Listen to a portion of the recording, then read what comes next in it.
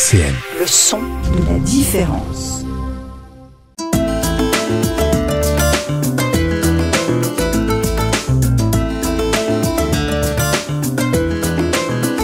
Les masques tombent sur RCN.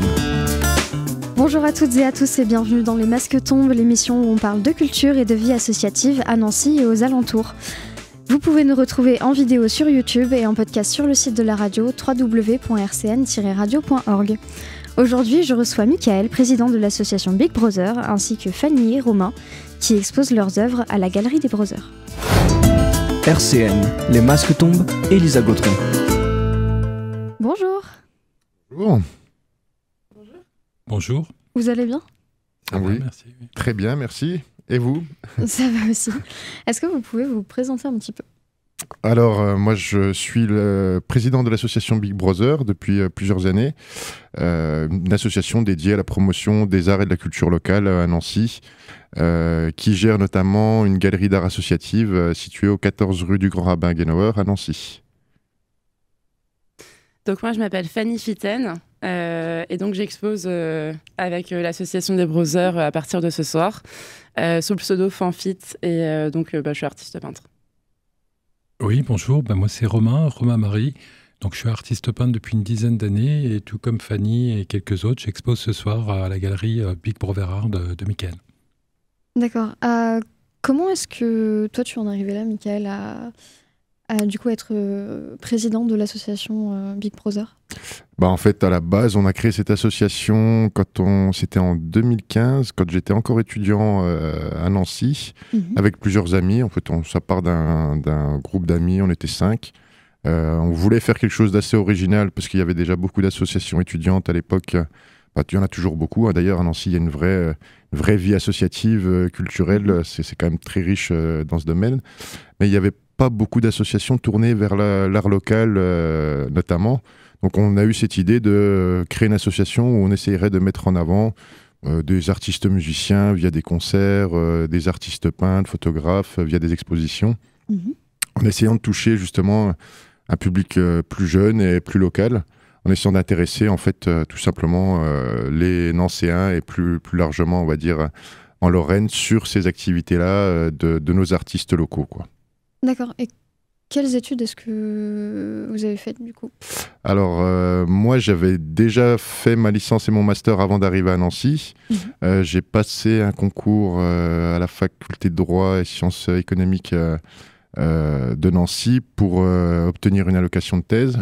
J'ai travaillé sur mon projet de thèse pendant plus de 3 ans et je me suis réorienté ensuite vers la création d'entreprise, puisque j'ai eu l'opportunité de créer une entreprise avec un de mes amis du coup ça a été un virage à 360 pour partir dans le domaine privé, mais dans le même temps on avait avec l'association pour projet de faire évoluer justement nos activités plutôt que d'être sur des activités on va dire un peu spontanées, où de temps en temps on fait une exposition à la BU de la faculté de droit ou avec le conseil départemental ou des choses comme ça, de créer un lieu qui puisse nous être dédié, où on puisse infuser vraiment cette volonté qu'on avait de mettre en avant l'art local.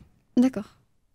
Et vous, Fanny, du coup, comment est-ce que vous avez commencé à peindre ? En fait, je dessinais déjà beaucoup quand j'étais enfant.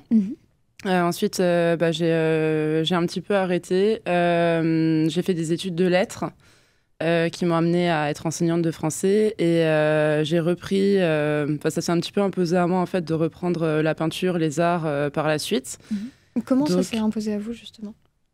Par des grosses visions de couleurs, des choses comme ça qui m'ont vraiment donné envie de peindre, en fait. Donc, j'ai pris des cours dans un premier temps. Et en fait, j'avais tous les réflexes de dessin, etc., qui étaient là. Et ceci dit, les cours, ils m'ont quand même permis de gagner en technique, de découvrir d'autres matériaux, etc. Et il a dû se passer à peu près 6 mois avant que je commence vraiment à faire mes propres créations. D'accord. Et donc, depuis, je crée.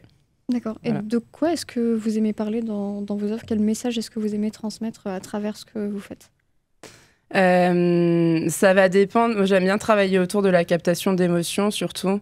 Je pense que mes études de littérature, elles m'ont aussi influencée dans une analyse un petit peu conceptuelle de l'art. Et j'aime bien travailler autour de la matière, de la captation d'émotions, garder une part de mystère aussi dans ce que je fais. J'aime bien travailler l'abstrait, plutôt du figuratif que du réalisme, des choses assez expressionnistes, des choses comme ça. D'accord. Et qu'est-ce qui vous plaît le plus dans ce que vous faites?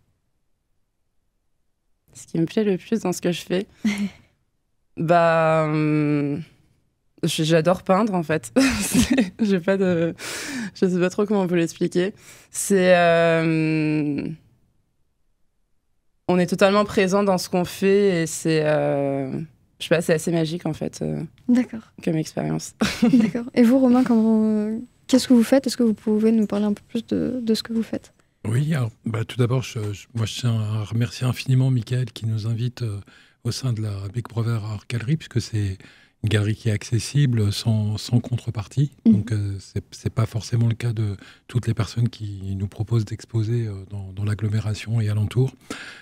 Voilà, donc ça c'est vraiment super qu'on ait des personnes qui s'investissent dans ce sens-là. Et sinon, au niveau de ce que je fais, moi, pour rejoindre un peu Fanny, pour répondre sur le côté de la création, le processus créatif, c'est vraiment quelque chose effectivement qui est magique, parce qu'on part d'une toile blanche. Alors bien sûr, on a des idées, il va falloir construire ces idées et les mettre en image.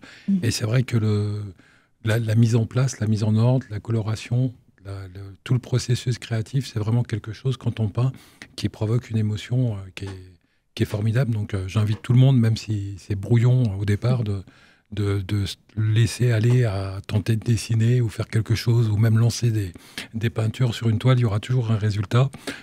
Peut-être pas toujours satisfaisant, mais ça participe du processus créatif. Donc c'est vraiment intéressant. Et comment est-ce que vous avez commencé la peinture, justement? Alors moi, j'ai commencé un petit peu plus jeune. Quand j'étais gamin, j'avais beaucoup de plaisir à dessiner des personnages. Vers une vingtaine d'années, ça correspondait à la chute du mur de Berlin. Donc j'ai fait un peu comme beaucoup de jeunes de mon époque, des graffitis un peu partout. Puis après, faut rentrer dans la vie active où c'est quand même du loisir ludique. Donc l'été était longtemps laissé de côté. Et puis depuis une dizaine d'années, je me suis remis timidement. Et là, depuis une petite année, beaucoup plus intensément. Donc moi, j'essaie de faire des choses assez colorées, assez joyeuses. L'idée de l'émotion que je transmette, c'est que quand on voit une de mes toiles, ça fasse sourire, ça fasse plaisir, quoi. D'accord, merci beaucoup.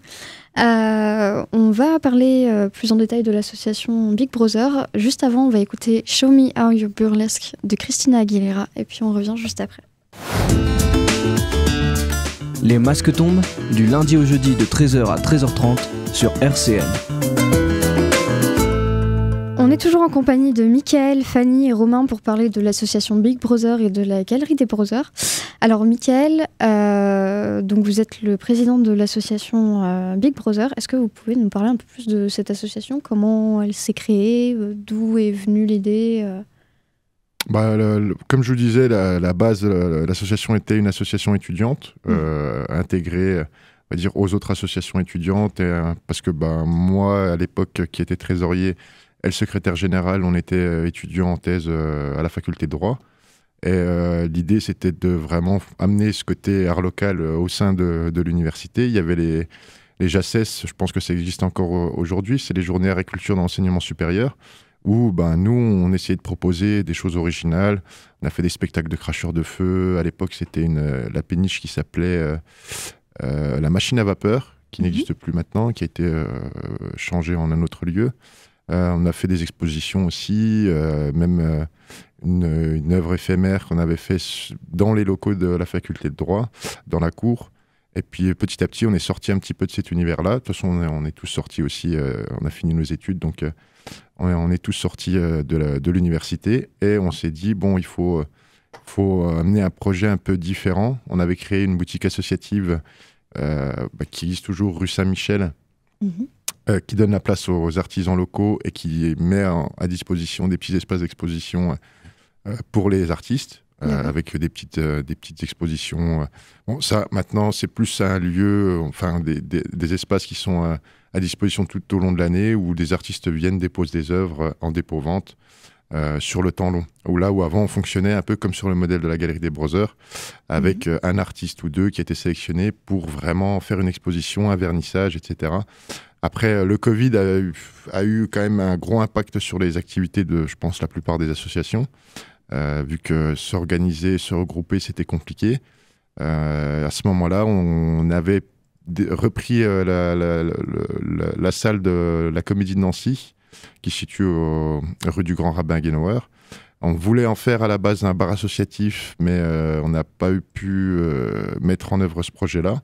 Donc ensuite, on s'est dit comment on peut valoriser le lieu. C'était une salle de théâtre qui était vraiment belle, qui avait un gros potentiel parce qu'elle est en plein centre-ville. Comment faire pour utiliser ce lieu et lui donner un sens original? On avait cette idée de faire une galerie et de relier ce projet-là aussi à tout ce qui est nouvelles technologies, avec la blockchain, les NFT notamment. De dire on va faire une galerie qui soit aussi bien au niveau local pour les artistes locaux, mais qu'on puisse avoir cette volonté, quand on est sur la promotion, pas juste de faire de la promotion au niveau local, mais d'essayer de monter en qualité et en envergure pour proposer ces formats d'œuvres locales, aussi au format NFT, essayer de toucher un public plus lointain, mondial, de personnes qui seraient intéressées, sachant que nous, la base du projet, c'est qu'un NFT contient un smart contract qui intègre le titre de propriété de chaque œuvre. Donc quand, je ne sais pas, par exemple, un Américain ou un Japonais veut acheter un NFT de l'œuvre, en fait, il achète directement l'œuvre originale avec. Et il peut choisir ensuite de se faire envoyer l'œuvre originale ou au contraire de la laisser en exposition à la galerie en disant je la récupérerai plus tard. Ou... Voilà, le lien, l'idée c'était de faciliter, on va dire, l'échange d'œuvres d'art local au niveau mondial. Bon, alors ça, c'est n'importe qui soit dans le monde puisse acheter exactement ce qui se met au niveau de la galerie. Après, ça c'est une deuxième étape parce que ça demande beaucoup d'investissement, beaucoup de temps. Donc on y travaille activement, mais comme dans toute association, on a besoin d'argent pour alimenter nos projets et pour pouvoir financer nos activités. Donc c'est étape par étape que ce projet évolue. Là, ça fait bientôt 2 ans qu'on a ouvert la galerie.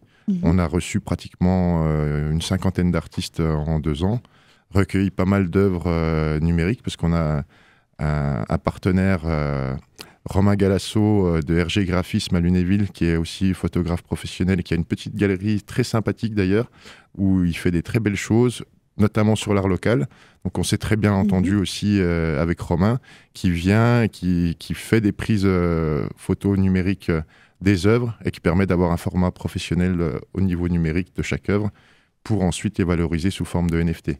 Après, là, on constitue notre collection et une fois qu'on aura une bonne base de données avec les œuvres, on pourra avancer avec un site qui va pouvoir valoriser tout ça et des campagnes de financement participatif pour avancer étape par étape, quoi. D'accord. Et en plus des expositions, est-ce qu'il y a des événements que vous organisez?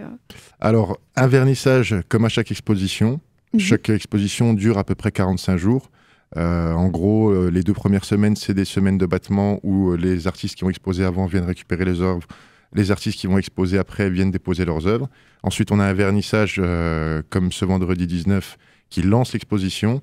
Et ensuite, l'exposition s'étend sur à peu près 45 jours. Là, l'exposition qui va commencer aujourd'hui durera jusqu'au 29 février. Ensuite, il y aura à nouveau 2 semaines de battement pour lancer la prochaine exposition et ainsi de suite. Sachant qu'on expose toujours des groupes d'artistes, entre 5 et 10 artistes en fonction des dispositions qu'on a en termes d'œuvres, etc., quoi. D'accord. Et pour en revenir à l'association elle-même, qui est-ce qui la compose à part vous, du coup?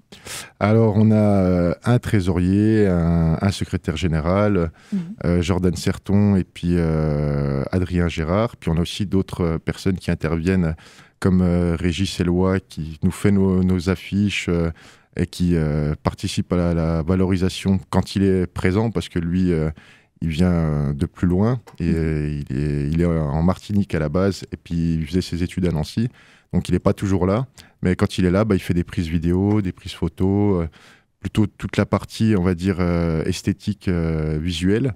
On a aussi des bénévoles qui interviennent à titre, on va dire, plus spontané, plus...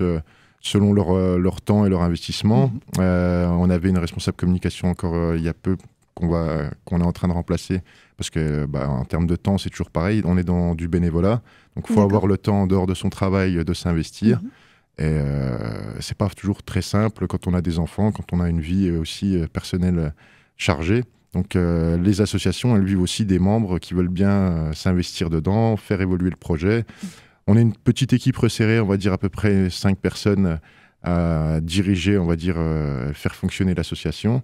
Et ensuite à laquelle s'ajoutent des bénévoles qui viennent spontanément aider pour les vernissages, pour d'autres activités, coller des affiches, partager des flyers, etc. Ça se fait au fur et à mesure des personnes qui intègrent l'association. D'accord. On peut encore aujourd'hui rejoindre l'association? Ah oui, bien sûr, c'est une association qui est totalement ouverte. Nous, il n'y a pas de critères de sélection de personnes. Après, c'est en fonction du temps que vous avez à donner, ce que vous voulez faire dans l'association. Vous allez prendre des missions qui correspondent au sens que vous voulez donner à votre engagement. C'est très libre et puis ça se veut très flexible. Nous, on est là pour prendre du plaisir avant tout. Donc, on n'est pas là pour fliquer non plus les bénévoles en disant « faut que tu fasses ci, ça, ça ». C'est les personnes viennent, disent ce qu'ils ont envie de faire, comment ils veulent s'investir. Et ensuite, on part de cette base-là pour faire avancer nos projets et notamment le fonctionnement de la galerie, quoi. D'accord, on peut venir directement à la galerie pour rejoindre l'association? Bien sûr, oui. On peut être bénévole tout simplement sans adhérer à l'association. Puis on peut être aussi adhérent en remplissant un petit formulaire très rapide, en versant une cotisation de 5 €. On adhère à l'association. Et là, par contre, on va recevoir des alertes mail, on va être mis dans les boucles de la communication par rapport au fait qu'il y a un vernissage, qu'il y a des activités qui soient entreprises et qu'ils sont invités à participer aussi à l'Assemblée Générale, à ce genre de choses, quoi. D'accord. Alors, on va revenir pour parler plus en détail de la Galerie des Brothers. Juste avant, on va écouter Made to Love de John Legend. Les masques tombent sur RCN. On est toujours en compagnie de Michael, Romain et Fanny pour parler de l'association Big Brother et de la Galerie des Brothers. Alors Michael, est-ce que tu peux nous parler un peu plus de cette galerie ? Alors la galerie, elle est ouverte à tous les artistes locaux et régionaux de la région Lorraine et même un petit peu plus, on va dire, les régions à côté, les régions voisines. L'idée, c'est de mettre surtout un gros coup de projecteur sur l'art local.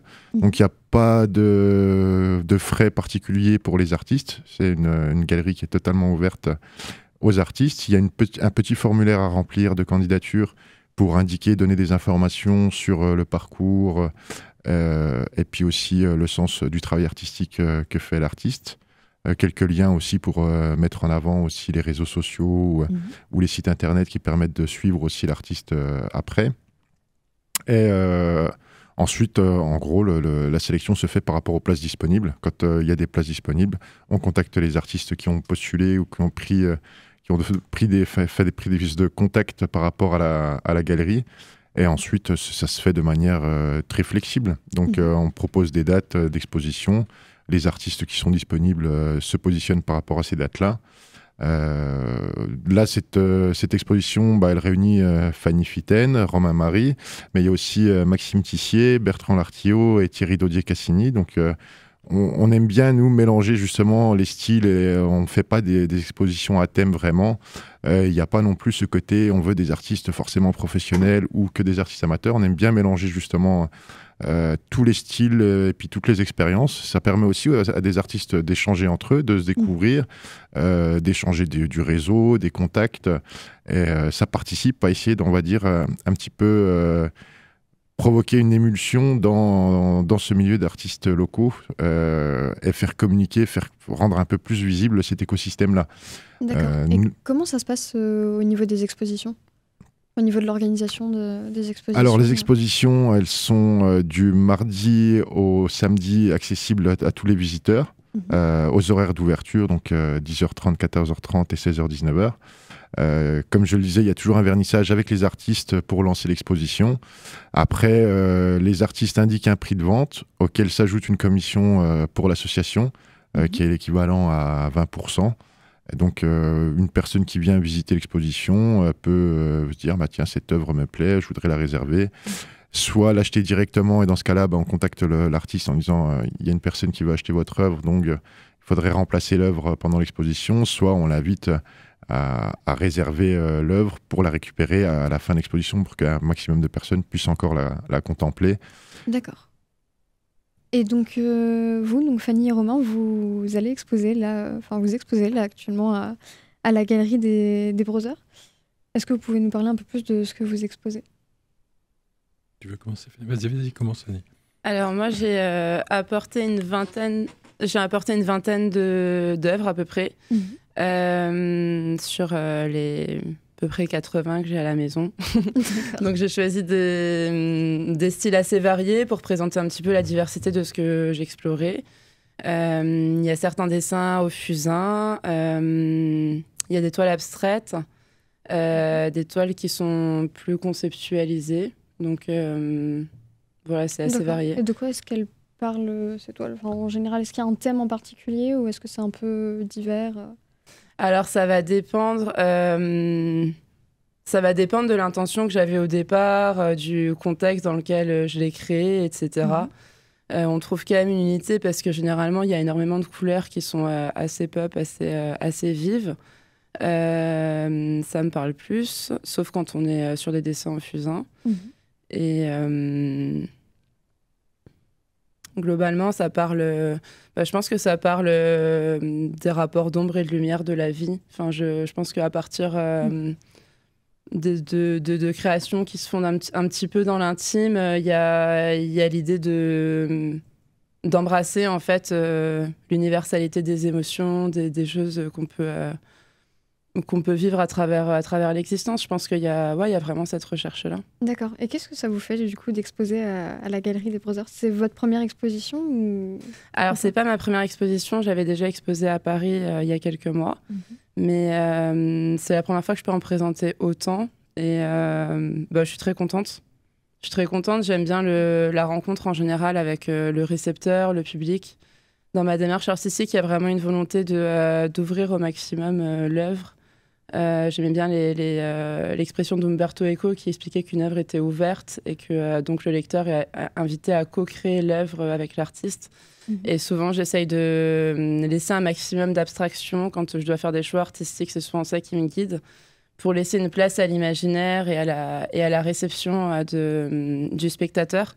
Donc souvent, j'aime beaucoup rencontrer les personnes en fait qui vont exprimer en fait ce qu'elles ressentent face à la toile et voir de quelle façon est-ce qu'elles peuvent se l'approprier et l'habiter. D'accord, donc vous allez venir de temps en temps à la galerie pour voir justement ce que les personnes pensent de vos œuvres et ce qu'elles vont ressentir devant. Oui, c'est possible. Ça marche. Et vous, Romain, du coup? Eh bien, moi, en fait, ce que je présente, moi, j'expose une douzaine d'œuvres. C'est plutôt sur des grands formats, un certain nombre de 80 par 80. Donc, moi, c'est plutôt de l'art conceptuel, figuratif, imaginaire. C'est un peu moins contrasté que ce que peut faire Fanny. C'est-à-dire, ça peut inviter à la réflexion, mais de manière peut-être moins étendue. Ça dépend, encore que chacun aussi peut se projeter. Il y a cette idée d'abstraction où effectivement l'idée que nous, on peut mettre quelque chose en place dans la construction artistique que l'on réalise. Pour autant, l'observateur peut trouver encore d'autres choses, et c'est ça qui est intéressant effectivement à la rencontre d'un public. C'est effectivement que une seconde intention peut être aperçue aussi par les observateurs, et ça c'est vraiment intéressant, cette confrontation en fait. Oui, il y a des choses qui nous échappent en fait dans la création. Complètement. C'est ce qui est extrêmement intéressant. Enfin, pour répondre à la question que tu me posais tout à l'heure, je pense que c'est tout le cheminement en fait de la création, de la magie de ce qui se crée, etc. De voir comment il y a des formes en fait qui décentrent un espace, qui vont se réorganiser, etc. Tous ces jeux d'équilibre qui sont passionnants, et puis de voir toute la façon dont l'imaginaire transcende un point de départ. C'est la créativité, en fait. C'est la créativité. Alors, c'est vrai que nous, on peut créer des points d'entrée dans l'œuvre. Pour autant, en réalité, chacun ne regarde pas forcément au même endroit la toile telle qu'on a pu la proposer. Et puis, effectivement, plusieurs éléments peuvent se retrouver dans une toile et chacun peut focaliser sur un élément qui est différent l'un de l'autre. Donc, c'est ça aussi qui est intéressant dans l'échange, quoi. Tout à fait. Alors on va terminer, Mickaël, est-ce que vous pouvez nous rappeler du coup les horaires d'ouverture de la galerie, quand ça se passe l'exposition, où est-ce qu'on peut... où est-ce que c'est, tout simplement? Oui, alors déjà, vous pouvez suivre l'association sur nos réseaux sociaux, donc sur Facebook, sur LinkedIn, sur Instagram, où on est quand même moins présent, parce que c'est un média qu'on maîtrise moins. Mais vous pouvez nous suivre sur les réseaux sociaux pour suivre l'actualité. Vous pouvez adhérer à l'association sur place. Vous pouvez venir du mardi au samedi contempler les œuvres. Pour faire écho à ce que vous disiez juste avant, il y a vraiment l'idée de rentrer dans des univers différents et de voyager, parce que l'art, c'est aussi une manière de quitter son environnement au quotidien et de pénétrer dans des univers complètement différents et faire se mélanger des univers comme il le porte chaque artiste. Ça permet vraiment de toucher, on va dire, une partie de nous, une sensibilité de nous.